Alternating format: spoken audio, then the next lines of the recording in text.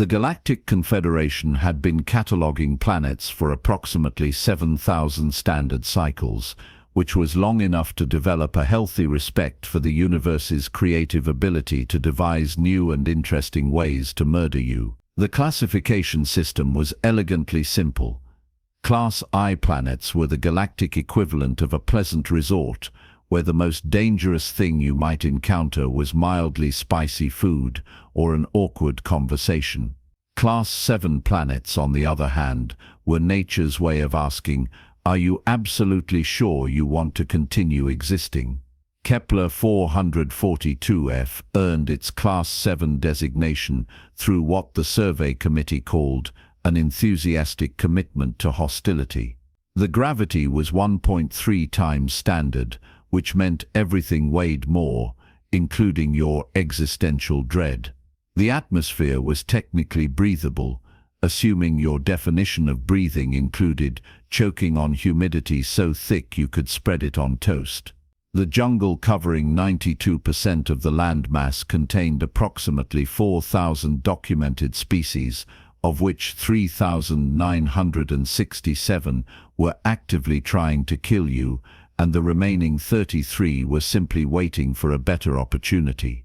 Most civilized species looked at Class-VII designations and made intelligent decisions, like staying approximately several star systems away and maybe sending a strongly worded letter about how planets really shouldn't be like that.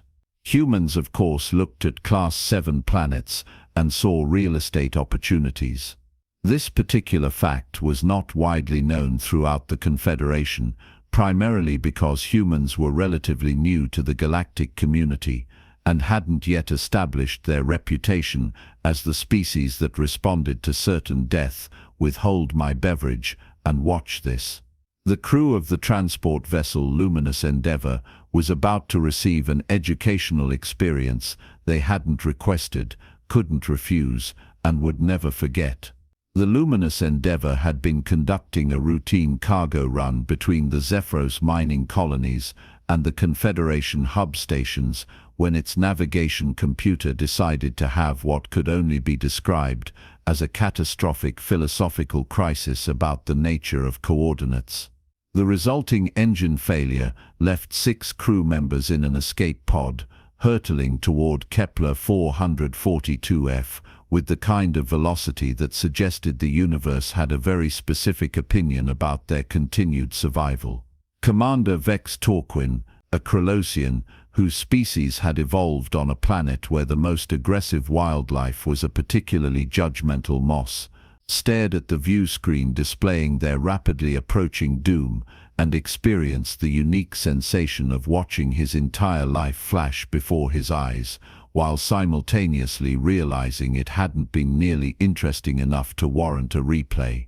Next to him, Navigator Prill Jessic of the Foraging Collective was making a sound that her species made when confronting mortality, which resembled someone attempting to gargle their own panic. The pilot, Dax Kelvin from the Therian worlds, had his 4 hands gripping the controls with the desperate intensity of someone trying to steer a falling brick. The 2 engineers, Quoll and Zenth, a bonded pair from the crystalline convergence, had already begun harmonizing their death songs, which was affecting the pod's audio systems in unfortunate ways. And then there was Marcus Webb, the human. He was checking the emergency supply lockers with the casual efficiency of someone reviewing a grocery list, apparently unbothered by the screaming klaxons, the rapidly shrinking distance to the planet's surface, or the fact that they were about to crash land on a world that had aggressive homicide as its primary ecological strategy. The landing could be generously described as catastrophic, or more accurately described as a controlled avalanche of metal and regret. The pod carved a smoking trench through the jungle canopy, shearing through vegetation that probably had feelings about being disrupted, before embedding itself in soil that smelled like decomposition and poor life choices. Commander Torquin was the first to regain consciousness, which he immediately regretted.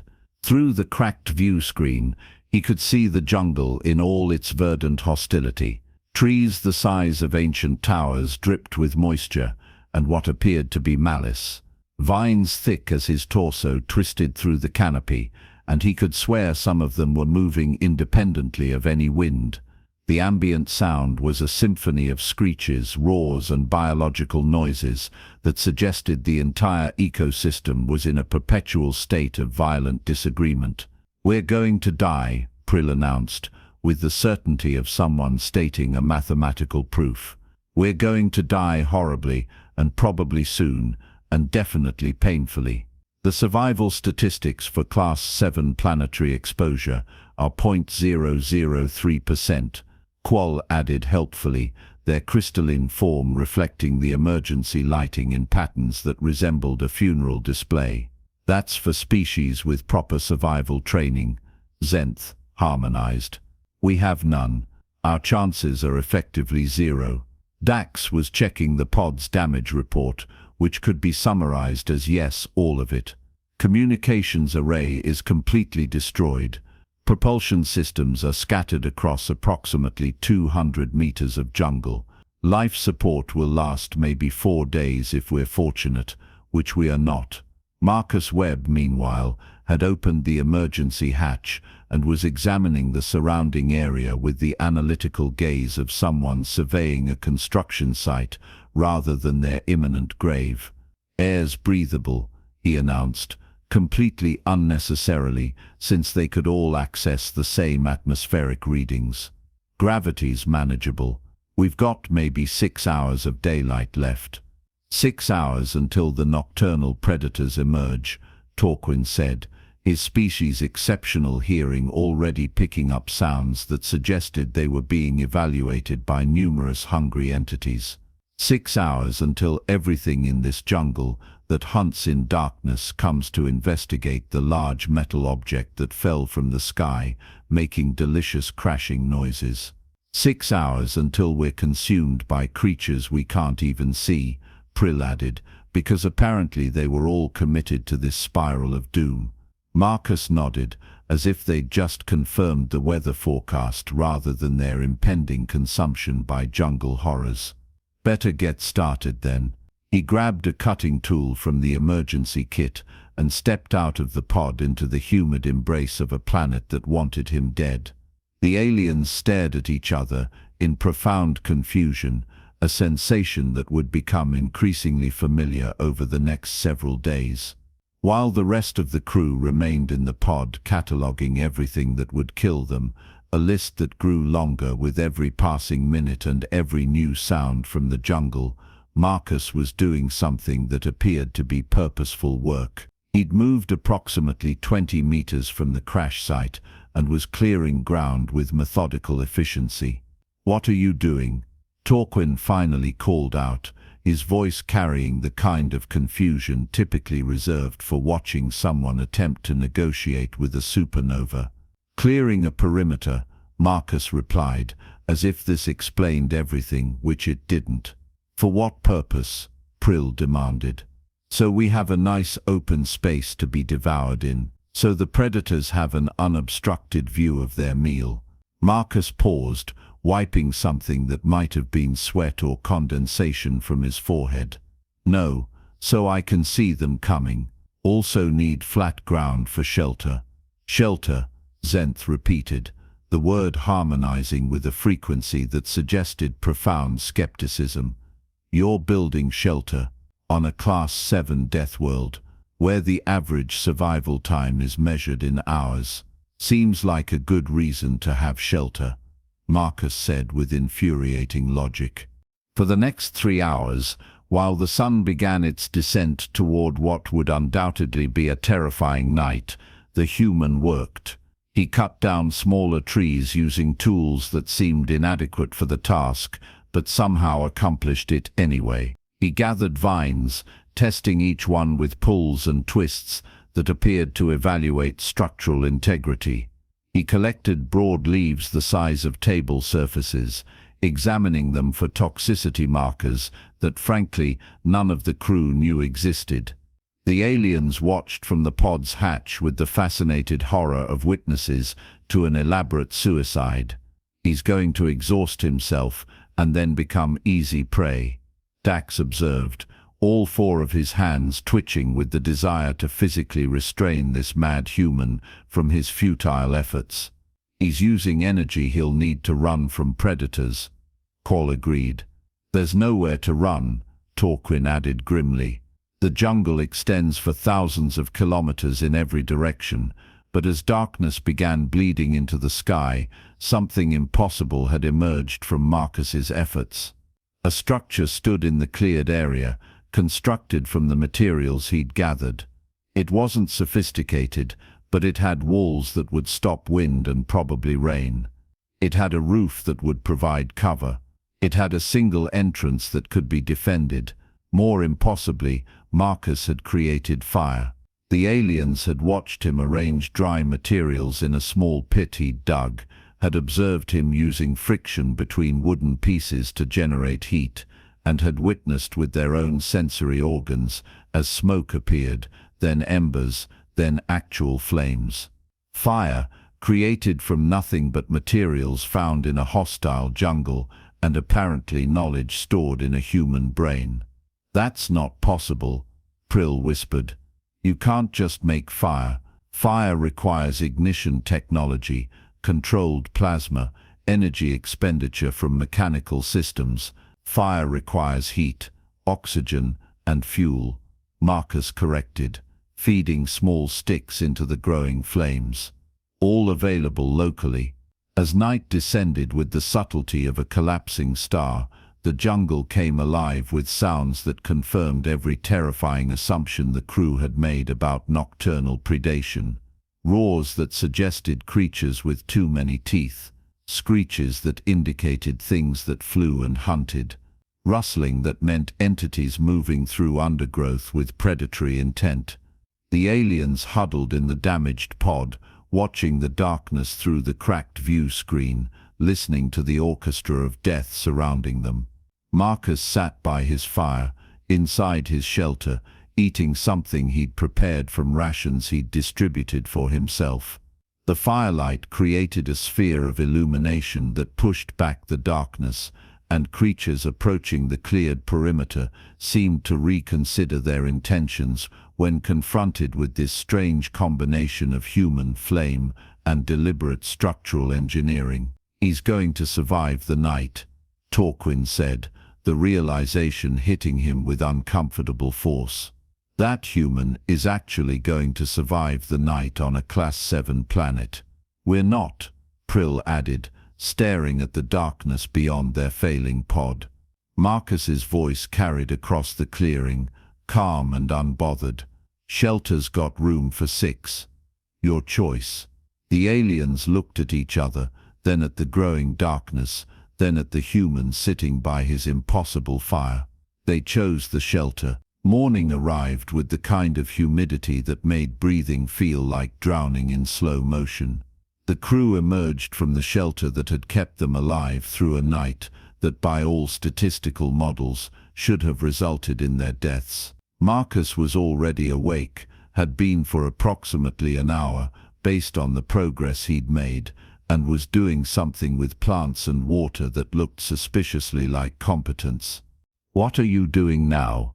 Dax asked, all 4 of his eyes tracking the human's movements with the intensity of someone watching a magic trick and trying to identify the deception. Boiling water, Marcus replied, as if this was a normal activity and not another impossibility stacked onto yesterday's collection. He'd constructed a container from large leaves, sealed somehow with sap he'd collected from specific trees.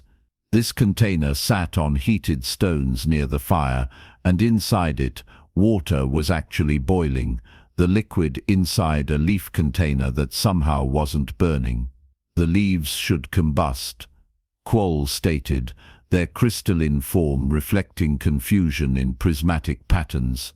Plant material, exposed to direct heat sufficient to boil water, should undergo thermal decomposition. Water keeps the leaves cool enough, Marcus explained, adding more heated stones to maintain temperature.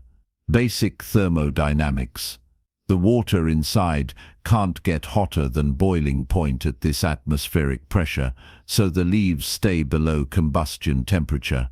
He filtered the boiled water through layers of fabric from his uniform and what appeared to be sand and charcoal he'd prepared, creating a filtration system from components that had been lying around the jungle waiting to be purified water.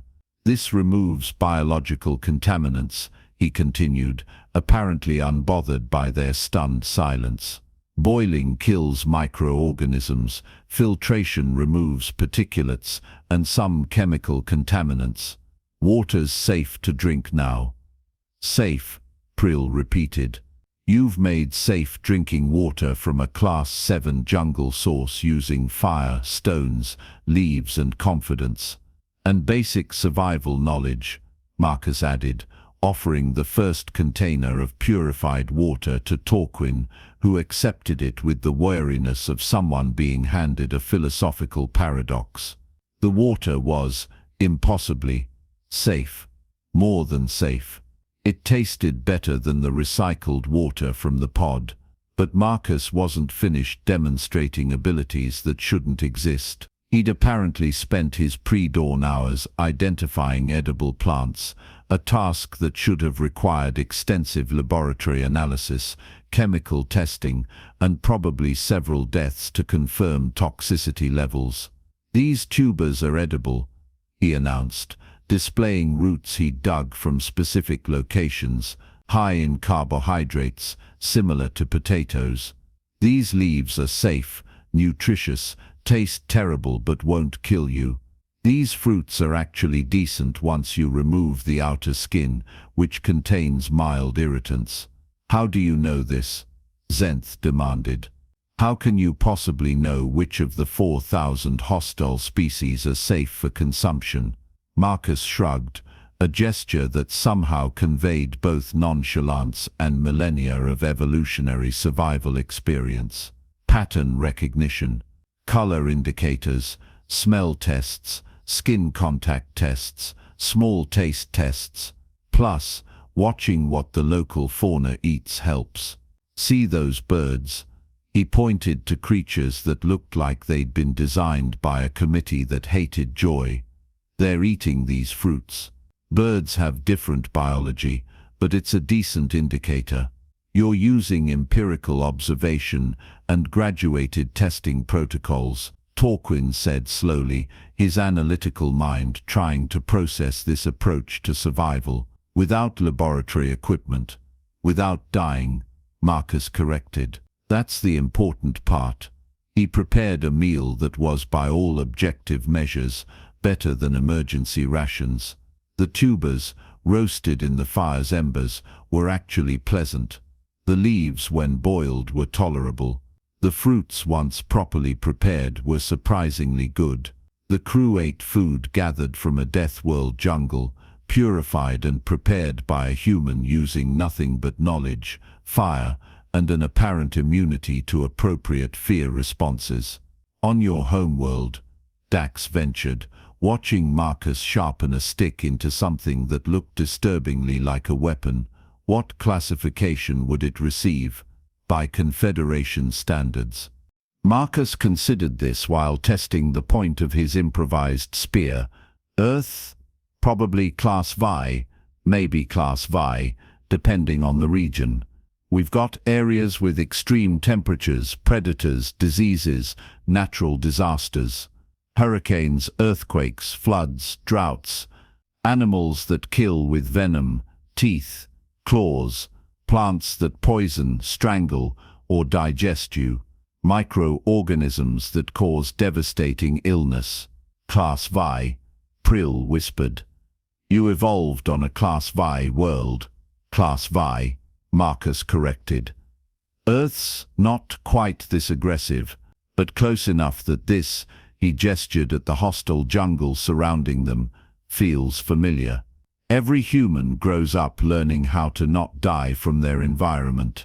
It's just normal childhood education. The aliens processed this information with the growing horror of species who'd learned survival on planets where the most dangerous thing was social embarrassment. They were stranded on a death world with a species that considered death worlds home. By day 3, the crash site had transformed from a place of certain death into something that resembled, impossibly, a functional camp. Marcus had expanded the shelter, reinforced its structure with better materials, and created what could only be described as rooms with specific purposes. There was a sleeping area, elevated off the ground on a platform that prevented ground-dwelling creatures from having easy access to sleeping crew members. There was a food preparation area with fire pit, water filtration system, and storage for gathered provisions. There was even a waste disposal system that Marcus had engineered using principles of decomposition and distance. "You've created sanitation infrastructure," Torquin observed, examining the system with professional appreciation. He was a starship commander, and even he could recognize sophisticated environmental management when he saw it. On a Class-VII planet, using sticks and holes, "Sanitation prevents disease," Marcus replied, weaving more vines into a water container. "Disease kills you just as dead as predators." The fire had become a permanent feature, carefully maintained and never allowed to fully extinguish. Marcus had explained the concept of coal banking, preserving embers overnight to restart flames quickly, turning fire from a temporary phenomenon into a reliable tool. But perhaps most impressive was the perimeter. Marcus had cleared a 20-meter radius around the shelter, creating clear sightlines in all directions. He'd constructed what he called a barrier, using sharpened stakes, angled outward, that would discourage creatures from casual approach. He'd created noise traps using dried vines and hollow plant sections that would alert them to movement. "It's defensive architecture," Dax said, his 4 hands tracing the barrier's design with growing comprehension. "You've created a fortified position using materials you found lying on the ground. Humans have been doing this for about 100,000 years, Marcus said, checking one of his traps. "Longer, probably. We got pretty good at it." The lighting system was particularly ingenious. Marcus had created torches using resinous wood and plant fibers, placed at intervals around the perimeter. At night, these created a ring of light that pushed back the darkness and made predators reconsider their approach. Fire was apparently a universal signal that something unusual and possibly dangerous was present. "Predators hunt using stealth and ambush," Marcus explained, lighting the evening torches as the sun began its descent. "Light removes stealth. Open ground removes ambush options. The combination makes us less appealing targets than prey that can't manipulate their environment." The crew had transitioned from terrified passengers to marginally useful assistants. Torquin gathered water under Marcus's instruction. Prill maintained the fire, learning the balance of fuel and oxygen. Dax helped with construction, his 4 hands proving useful for tasks that required multiple simultaneous actions. Qual and Zenth created inventory systems, cataloging resources with the organizational precision their species was known for. They were surviving. More than surviving, they were developing something that resembled comfort. The shelter was weatherproof. The food was adequate and safe. The water was clean. The perimeter was secure. On day 4, Prill made the mistake of wandering beyond the cleared area to investigate an interesting plant. She made it approximately 15 meters before encountering something with too many legs and excessive enthusiasm for sudden violence. Her retreat back to the safety perimeter broke several speed records for her species and reminded everyone why they'd been terrified initially. "Right," she panted, safely back within the human-created zone of survival. "The jungle still wants us dead." "It does," Marcus agreed, not looking up from the fishing trap he was constructing. "But the jungle's playing by consistent rules. learn the rules, survive the jungle. Your species learned these rules on your homeworld, Zenth said, the statement carrying implications that were still processing through their collective consciousness. Every species that survived to develop civilization learned these rules, Marcus corrected. We just learned them on a planet that was particularly insistent about teaching them. That night, sitting around the fire within their fortified camp, the crew felt something they hadn't expected to feel on a Class-VII death world, safe. It was an illusion, they knew. Beyond the light, the jungle continued its eternal campaign of violence. But within the sphere of human-engineered safety, they could breathe without tasting panic. By day 6, the crew had established routines that would have seemed absurd during those first terrified hours. Morning water purification, foraging expeditions within the safe zone, maintenance of defensive structures, evening preparation of the perimeter lighting. They were living on a death world using Stone Age technology and human knowledge. Torquin had begun documenting everything, recording Marcus's techniques with the meticulous detail of someone who recognized historical significance. The Confederation needs to understand this, he explained, watching Marcus demonstrate wound treatment using plant-based antiseptics. Humans aren't just surviving death worlds, they're competent on them. More than competent, Dax added, testing the flexibility of a bow Marcus had constructed for fishing. Comfortable. The human is comfortable in an environment that terrifies the rest of us. This became painfully clear when Quoll decided to test the boundaries.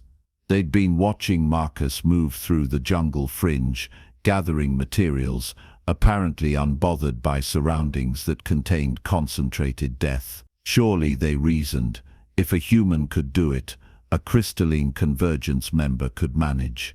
They made it 8 meters before something that resembled a plant but moved like an animal attempted to grab them. The scream they produced could probably be heard from orbit, and their scrambling return to the perimeter was accomplished at speeds that suggested personal teleportation. Marcus, returning from the opposite direction carrying an armload of useful vines, raised an eyebrow. "Did you touch the red-thorned vine?"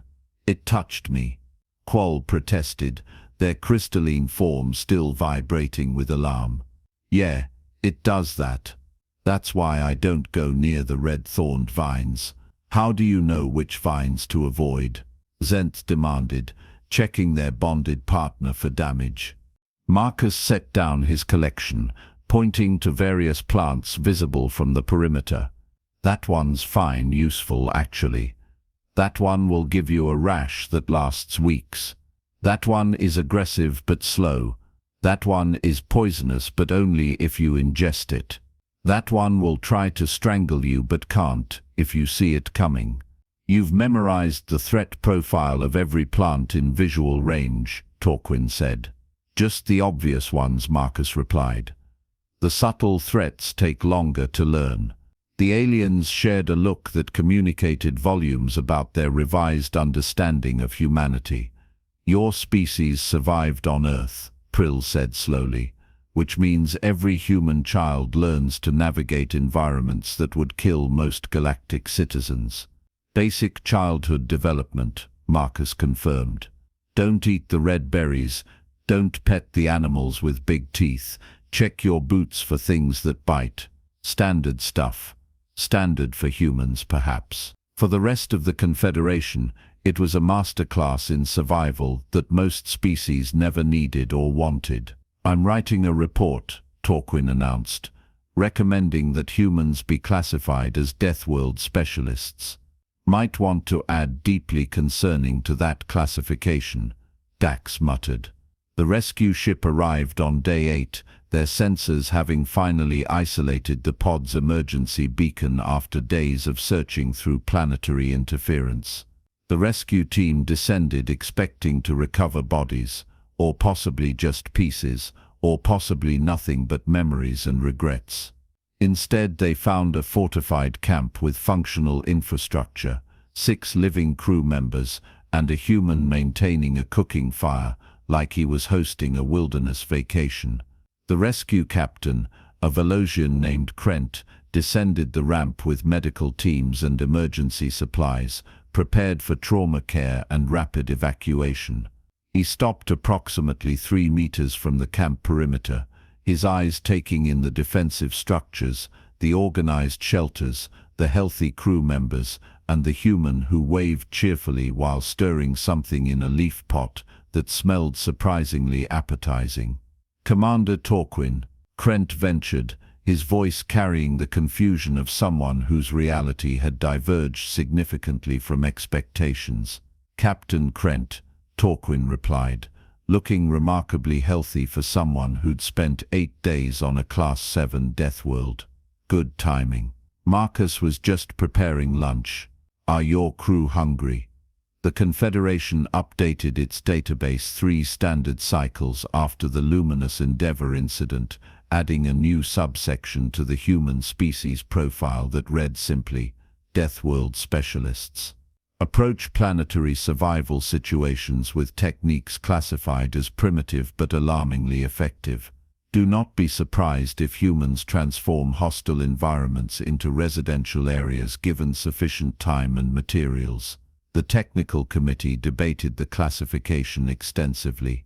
Some argued humans should be restricted from Class-VII planets as a safety measure. Others pointed out that humans seemed safer on Class-VII planets than most species were on Class-VII gardens. The final decision was a compromise that satisfied no one. Humans were cleared for all planetary classifications with the caveat that other species should probably just let humans handle anything involving survival, fire, or the creation of shelter from component materials. Marcus Webb returned to duty rotation with a commendation for exceptional service and a new reputation that preceded him into every room. Other humans in the Confederation found themselves suddenly in demand for exploration teams, survival training, and any mission involving planets that seemed actively hostile to biological life. It was, they reflected, nice to be appreciated for skills they'd previously considered ordinary childhood knowledge. Commander Torquin's report became required reading at the Confederation Academy, primarily because it represented the first documented case of systematic death world survival using pre-industrial techniques. Students found it either inspiring or terrifying depending on their species' evolutionary background. The Luminous Endeavor's crew remained bonded by their shared experience, occasionally meeting for reunions where they'd sit around controlled flames and eat food prepared, using techniques that still seemed like they shouldn't work. Prill developed an interest in primitive survival technologies. Dax learned to create fire using friction, though he never quite matched Marcus's casual efficiency. Qual and Zenth wrote a scholarly article on environmental adaptation that became surprisingly popular among xenoanthropologists. And somewhere in the Confederation's vast database, Kepler 442f's classification remained Class-VII, hostile environment, extreme survival difficulty, approach with caution. Unless you were human, in which case the updated notes suggested, bring materials for shelter construction, knowledge of fire creation, and perhaps some basic cooking supplies. The planet would still try to kill you, but humans had spent their entire evolutionary history learning to politely decline death's invitations. The jungle continued its eternal campaign of violence, utterly indifferent to classifications, survival statistics, or the peculiar tendency of one species to respond to deadly environments by building campfires and making themselves comfortable. Nature had spent billions of years perfecting the art of creative homicide. Humans had spent hundreds of thousands of years learning to turn that homicide into real estate. The universe, vast and indifferent, contained multitudes of wonders and terrors.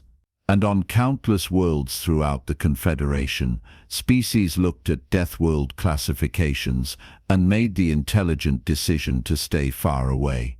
Except for humans, who looked at those same classifications and wondered about the property values.